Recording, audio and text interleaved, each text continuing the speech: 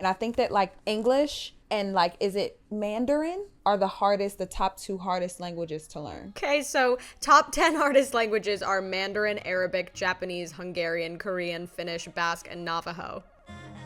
That's a lie. Well, that's a lie. Well, that's not fucking true. Take away that fact check.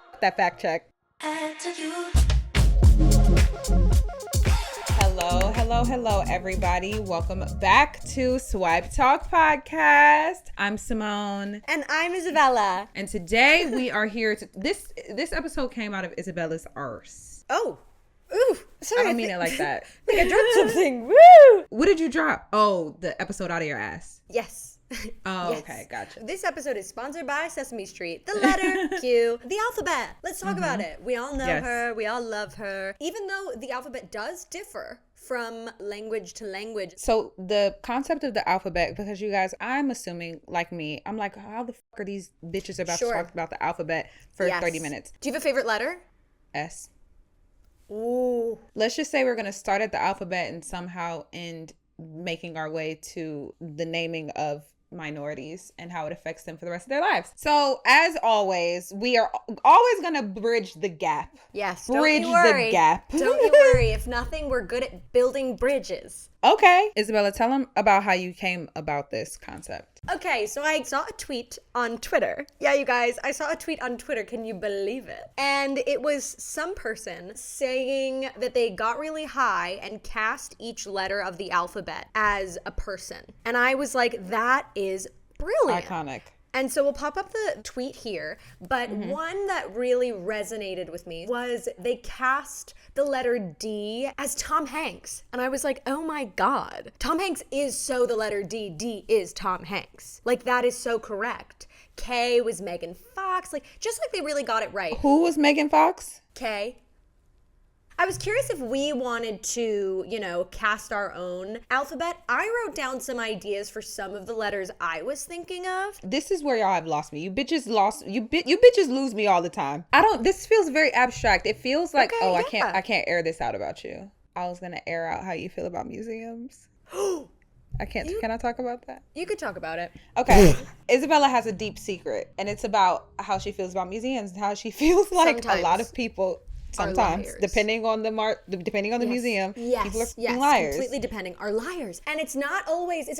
There are some museums that I'm like, this is fucking awesome. But there are some museums that are boring. And I ask you to employ yourself and be honest and say, yeah, I have been even interested in a museum exhibit that's boring. And the people, they fucking go up to the fucking, not even like paintings. I'm not even talking about art. I'm talking about like history. I'm talking about like, they will put a fucking bow and arrow on the wall and someone will walk up to it and be like, and stare at it for fucking 20 minutes and be like, wow, yeah. And then read the fucking little plaque. And I don't even think you bitches read it. And when I'm in a museum, I just watch the people. I watch the people put on a performance of their own. And I think they go up to the little plaque. I think they glaze their eyes over and just pretend like they're reading. There's no greater performance than people in a museum pretending like they give a shit. But, okay, I get that there are some people that care, but some people don't. There are liars amongst us. It's the game Among Us, and I want to pick out the ones that are lying, because not everyone can give a shit. Some people can. Museums are amazing. History is amazing. Art is amazing. But there are liars amongst us. The way that I bring this up and you start defending yourself for your life as if so many people don't agree with you. So many people don't think that art... Yes!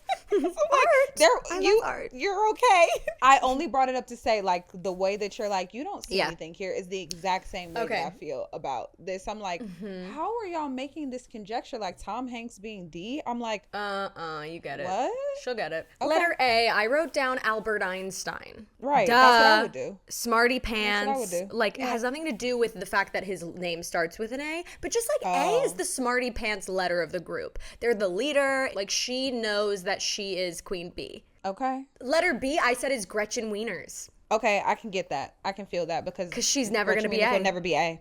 She'll never be A. And then I skipped around and I said, letter G, I said, was Danny DeVito. The letter I said was Miley Cyrus, specifically in that one picture where her eyes are really blue and she's outlined in the eyeliner and she's like, That screams I to me. I'm just scooping around. I said letter P was an ice cream scooper. That felt accurate to me. Okay. Julio Torres, the comedian, I said he was Q, and then he has a little orange rock that he named Krisha, and she's the letter U, because they have to go hand in hand. And Q's kind of obscure. Anyway, let's give you a fun one. Who would you cast if you're making a movie about the alphabet? Or let's say we're on Sesame Street, per se. Who would you cast as the letter S? That's my favorite letter. When I think of S, I think of like sexy, but like mischievous. There's some mischief in S. I think because a lot of words end in S, there's mischief. I don't know, maybe Margot Robbie. Interesting. I said Kieran Culkin. I don't know who Kieran Culkin is. From Succession? I don't watch Succession. And I probably should because everyone loves it. Are you still going on that, or you want to talk about letters that are together? You know what? Let's piv. Yeah, let's piv. We don't even need all of my alphabet soup. Let's talk about letters that are together. LMNO, obviously, are in a polyamorous relationship. I think ST. For sure. Oh, and they, like, honestly, they're like together forever. I kind of think there's something sinister in them. Like, they like are together forever for sure, but like they're toxic. Yeah. Really? I think that they're stable and like boring. T always comes after S. They never switch. Yeah, no. But that's just the way that it is. No, I see something sneaky in ST. Do you think you're more Kiki or Booba? Who? Kiki or Booba? Who? Okay. The Okay, so there are two people named Kiki and Booba. They're two different shapes. Of these two shapes, who's Kiki and who's Booba? I think Kiki's on the left, Booba's on the right. Kiki's more spiky. Correct. Every single person on earth agrees on that. And so there's like this phenomenon of like, why Kiki? Because it sounds so like sharp. And then Booba is so soft. And then so people now are playing around and being like, which actors are Kiki? Which ones are Booba? What plants are Kiki? Which ones are Booba? So I'm always playing Kiki Booba. And I think it changes. You're not always a Kiki for life. You're not always a Booba for life. But I tend to side more Kiki. I think jazz hands are kind of Kiki land. I think that Q and U go together. And I also think that, I think something about I and E as well. That's cute. I kind of like it. I think I and E kind of have crushes on each other. Like, they're not always together, but it's like when they are, like, it makes words like cutie, pie, like that kind of thing. R and S. Actually, I think R ST, and S? I think S, I think S switches between T and R. And I think definitely is in the unhealthy relationship with T, but cheats on T with R. And R is like a sexy, like a sexy letter.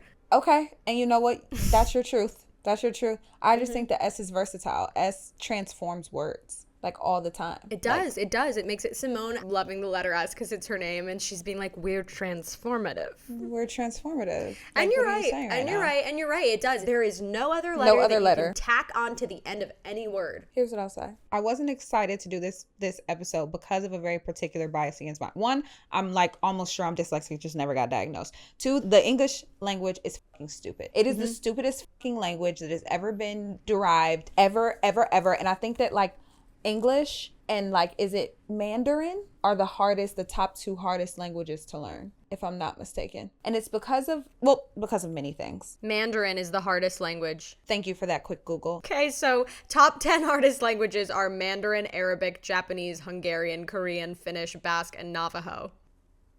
That's a lie. Well, that's a lie. Well, that's not fucking true. Take away that fact check. I think it's more the grammar that screws people up with English because there are so many rules. No, you're right. There are so many rules and things that make absolutely no sense whatsoever. No fucking sense. And this is what I want to say. Homographs. What are homographs? They are words that are spelled the exact same but are pronounced differently. Me reading directly off the thing. Homophones are words that sound the same but have a different meaning or spelling. Yes, homograms are spelled the same but differ in meaning or pronunciation. Yes. Homonyms can be either or even both. You're being so smart and beautiful right now. Correct. It pisses me off. Because, okay, let's talk about this list. I've put a little list. Correct me if I'm wrong because we know me in words. Bow. Yep. And bow. Correct. Spelled the same, completely two different words. Context. Lead and lead. Yep. I don't know fine though. Oh, no, fine. Fine, like, oh, I'm doing fine and I'm finding you. Or like, I'm finding you. Yeah. Yes. What the is down? Maybe like I'm down, and then like down. Going like down. Like the direction, down. Okay. Is it wind and wind? Yeah. Is that the same? Yeah. Tear and tear? Yep. Okay, fair? Yeah, like, oh, I'm going to the county fair, or like, it's fair. That's fair. Like, oh, that's fair. Is close and close? That's the same thing. Yeah. I'm having an awakening Yeah. going through this listening. Yeah, because you don't realize it. You don't realize it because you're just because we're moving through English life. speakers. Yeah. Also, like when I first looked at this, I was like, "Hi, I wonder what she's gonna say about all these words," and I didn't even realize that they're all homographs. Minute, is it minute and minute? Is minute and minute the same thing? Yes. Content and content, to be content and content. Compact, like a compact mirror to compact something. What? Object or object? Yeah. Like I object or object? Facts about alphabet. E is used more than any other letter. E used to be the lowest letter grade that you could get, but then professors were worried that people would think it stood for excellent. So then they changed it to F to be failure, which is crazy because, like, obviously you're gonna know. Funny. You're gonna know if you got an excellent or if you got an E. Like, I think you're gonna know. But okay. The letter J is the youngest letter. She was invented in 1524. Also, it's crazy that the website Reader's Digest that I got this from didn't say who invented it. Just like, it was invented in 1524 by an Italian. Okay. Oh, thank you. I have something about that. Do you know that like 80% of the men that I've dated in my entire lifetimes have been named with a J? Well, that's like a huge thing on TikTok. People are like, don't date people with J. Yeah. Everyone's always like, J names are trouble. Is there like a disproportionate amount of boy names that are J? Yes. Like statistically? Well, John is one of the most I think it's just the most popular names. John, Jacob, Justin, Jacob, Justin, Jorge, Jimmy, Jesus. Jack, Jesus. Jack, Jesus. That makes sense. I'm like, okay, Claire, literally block out every single name I'm about to say. Oh, no. But, okay. Wow. Simone naming one and then being like, well, shoot, I forgot the rest. Anyway, take my word for it. That's the thing. You know how I am with like, I get it. Things will be in my brain. I know. Gone. So, okay.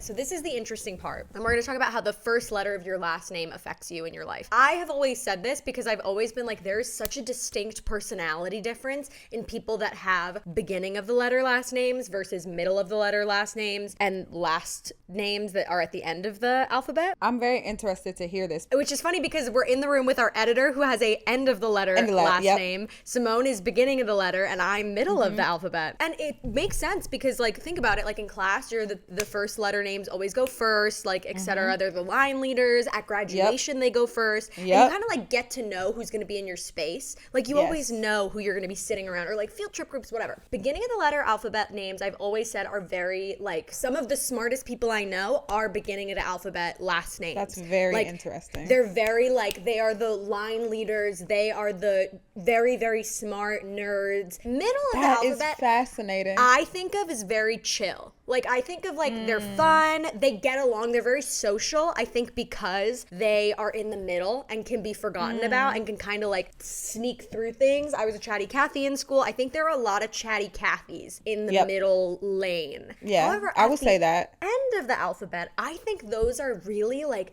the oddball wild cards. Like, I think a lot of funny people are at the end of the alphabet. And also, like, you don't know what you're gonna get. Like, it's really a 50-50 shot, and they're always gonna surprise you. Like, you're either gonna get, like, a trickster, a prankster, someone really funny. Like, and again, I'm making all of this up, so please don't be offended. This is literally coming out of my tuchus. But I feel like because they're at the end of the alphabet, they're crafty. Or, like, they know that they have a little more time to, like, finish a project because they're at the end. Like, I just think there's something brilliant about last name at the ends. That's very interesting because I was everything the way that you described about the kid at the front of the at the front of the class. Yeah. Like, but what I will say, the only downside, I felt like I was the cool kid in the beginning of the alphabet names, but all of my friends were in the middle of the alphabet. Yes, the and social. And then a sprinkle of them were at the end of the alphabet. The wild and cards, I remember correct. being in the group with the kids that had like beginning of the last name. Yes. And I used to feel like these fucking paste-eating fucking freak weirdos. Like, Simone, I should not be in this group. I shouldn't be here. I'm keeping it in. I don't give a fuck. That's how I always felt growing up. I'm like, I am out of place. And isn't that interesting? Isn't that interesting that you go by your last name that's in the middle of the alphabet now? You go by your last name that's in the middle of the alphabet. Simone Nicole, yeah. You've like do. shifted because you're like, I don't belong with these guys. From one study that I read that was on MTV.com. MTV.com. thank you MTV.com, was that the earlier in the alphabet your name is, the more likely you are to be admitted into colleges because applications are sorted alphabetically. That's true. And also in 2012, a different study, so I guess the first one was called the Economics of Education Review. The second one is the last name effect in the Journal of Consumer Research, found that end of the alphabet last names are more likely to be impulse buyers and are quicker to jump on perceived deals because throughout childhood they tended to be at the end of the line in the back of the class, which meant only the remaining options were available for them. So now they're quicker to snatch up opportunities that may not last as long. Wow. Claire, how do you feel about that? Our editor, Claire, are you an impulse buyer? I don't think so. Okay, for sure. So this debunked. This Debunked. article. It's over. Bad. Gone. Sorry, Gone. science. Our girl said no. Speaking of last names, there are certain last names that are extremely common in the Black community, which is like funny, ha, but also funny, weird, because it's like, oh, these are definitely slave master last names that all of us have, like Jones, Williams, Parker, Anderson, Robinson. Like, I have so many friends over the years that have the exact same last name, and I'm like, that's kind of crazy that this is rooted in slavery. Unless it's like ethnic, then that's about it. It's very interesting. I didn't realize that this wasn't like a well-known thing or like something that was very understood until I was watching, of course, like a podcast or a TikTok, and I'm pretty sure it was a podcast led by white creators.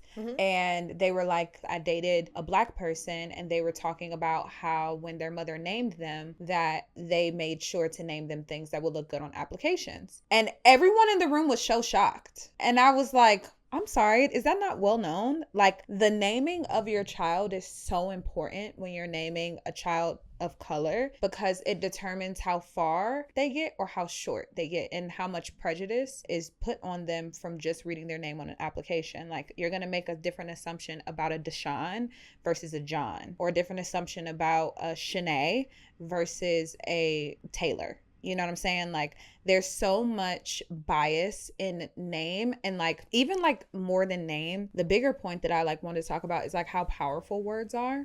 And I hate when people like brush it off like words mean nothing, names mean nothing. Like, everything is so cool, man. Like, fucking systemic racism and sexism is over, man. Like, everyone just like party in the USA. And I'm like, that literally could not be further from the truth. And you know what's so fucked up is that is literally how they teach history class in high school. They'll be like, you guys, and this was a time where racism existed. It doesn't anymore. And now that's isn't over. Isn't it crazy that it existed Isn't back that then? crazy? Like, I have to teach you about it in history books because it happened so long ago. As if the effects of racism and sexism and so many other isms are like, they stopped. They expired. What the fuck is that song? It's like, racism, done. Xenophobia, gone. Racism, knock it off. Bigotry, knock it off. It was like, yeah. There was an expiration date on all that shit, according to these people. Like, it was like, homophobia expired on July 5th. I know. And I feel like it would be so much more beneficial when you're young, too, to be learning in history class, this is how bad it was. It's not that far away from us, and it still exists today, and that's why it's important to continue fighting for these things and equality, because look how stupid it looked back then. Hopefully it'll look, what we're in right now looks just as stupid 10 years from now. So let's really focus on this. I really do think about that, too. Like, how we read the history books and we're like, this shit is insane. I wonder, like, what my kids will think when they read the history books, being like, will they feel like this shit was insane, or will they feel like... You mean the history iPhone articles? Sorry. Yes. That was such a I mean joke. the histories. I mean the history that they'll learn on their fucking iPads. I don't know. Like, when I'm thinking about like names, the power of last names, and the inferences that you make about names, I feel like people struggle to have these types of conversations, because it's like, people can't really have conversations about things without everything becoming so serious and it being such a hit on their character. It's weird, because it's like, well, if you're listening to this podcast right now, hi, hello. Hi, love you. Thank you for watching. Love you. Subscribe if you're listening everywhere. to this podcast right now, and we say like there is like implicit biases between, like I said, like a Deshaun and a Greg, just have an honest conversation with yourself in the privacy of your own home, listening to your girls and being like, you know what, now that I think about it, I think I do have some biases in my heart for people. Like, I will make assumptions about people that are named this versus this. That's okay. That's okay, because we were all socialized in America. It would be impossible for you to be however many years old you are and for you to not have implicit biases because of the way that we're taught, because of the way that we're socialized. Like, it is not normal to be socialized in a space where racism gone, homophobia doesn't exist. Like, that's not a thing. All of that to say, like, well, one, let yourself be vulnerable enough to like see where you have implicit biases, because only when you identify things are you able to heal from them instead of hiding them. And then two, there's so much power in words. I feel like we all grew up with the saying, sticks and stones may break my bones, but words will never hurt me. That is a fucking farce. Wow. That is a fucking farce. Sticks and stones I have may never break my bones, but chains they will excite me. La, la, la, la, come on. I remember singing that on elementary school and not knowing what it meant. Yeah. Like, people would be like, sticks and stones may break my bones. And then me sitting there in my, like, all pink strawberry outfit being like, hand chains and whips excite me. Yeah. My pigtails in the wind. I think that it does a disservice to people to act as though words can't be hurtful, because I have never been in a physical fight in my life, but people's words have affected me to this day. Of course. I can remember specific things, and I would argue that words most people really are powerful. like that. Words are so powerful. They stay with you. Yes, I remember that at the beginning of every announcement back in like elementary school, they would say like, treat people how you want to be treated. That used to like roll in one ear and out the other, but as I get older, I'm like, oh, actually, that's really important that you treat other people the way that you want to be treated and understand that your words matter. And it's interesting too, because I know some people that are like, when I get mad, I will say anything that I possibly physically can to make you hurt as much as I feel like you're hurting me. And I'm like, whoa. Yeah. I cannot fathom doing something like that. But I know a ton of people that are like, like when they say like drunk words or sober thoughts, or like, don't take what I say when I'm mad seriously, like, because I'm truly trying to just dig at anything. Like, I'm trying to hit you where it hurts as hard as I possibly can. And that's just what it is. Like, don't believe me after that though. Like, I was just mad. I'm like, that is and that's going to stick with you. It doesn't matter, you know, even if you are really mad and you say things, once you've said something, you cannot take it back. You can't. And also, once you've heard something, you cannot choose to forget it. Yeah, it really sticks with you. So I think it is important to be careful with what you say, because your words do have a lot of impact. Use your words, and both be careful what you say, because it can impact other people, but also on the complete opposite end, your words can impact other people. They can empower other people. Yes, they can wake other people up. I love just language in general. I love poetry. I love writing. Writing is one of my favorite things in the world. And like, just like reading, like there is something so powerful about using your words to like, here is what I'm thinking and feeling in my head. The only way that I can possibly introduce you to what's going on in my mind is by, you know, vocalizing and explaining and writing. I mean, you could also say art as well to give visual, but I don't know. I think there's something really beautiful about that. So use your words wisely. Yes, absolutely. Choose your words wisely. Tool. Yes, very, very powerful.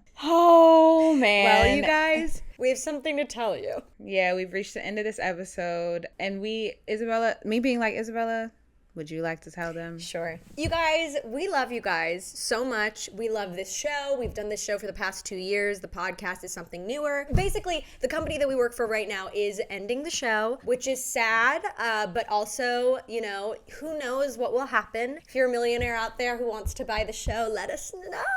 But, you know, it is sad, but it's bittersweet. We're not going anywhere. Yes, Swipe Talk right now is closing, but who knows, you know, maybe it'll come back. You never know what's around the corner, what's around the river bend. I don't want anyone to think it's because like Simone and I are having a falling out, because I feel like oftentimes when there's two female podcasters too. It absolutely has nothing to do with me and Simone. I love Simone so much. And this just is strictly, you know, business. But all of this is to say, we love you. We're so grateful for every single one of you that has listened, that's messaged in. This is certainly not the end of anything. It is Pivot City. So please follow us on Instagram, Isabella's. Simone has her own YouTube channel as well, so you can keep up with all of the content there so you don't miss her too much. I'm doing stand-up. I have a short film coming out. Go over to my Instagram. You can find me there, and we'll find other ways to to reconnect. We're not going anywhere. We're still here. We're just not going to be through the swipe talk lens per se. Also, what I would like to add too is that this is not our last episode. You guys will be seeing this. We're warning you. We're warning you. Yeah. This is our second to last podcast. Isabella and I talked a lot about like how to present this to you guys, and we literally were like, we feel like we're parents that are getting divorced trying to like explain to the kids like how this is gonna work. Yeah. Here's the thing about being an artist. There's so much that you learn along the way, and there's no script for this. And we are very confused. Like, we are still trying to figure out how we feel about everything and what our next steps are going to be. There's just a lot of unknowns, but we didn't want for you guys to be completely blindsided. This is also news to us, just to be transparent as well. This is not anything that we've been holding on to and just decided to share in our last 2 episodes. Exactly. As Isabella said, this isn't goodbye forever. No.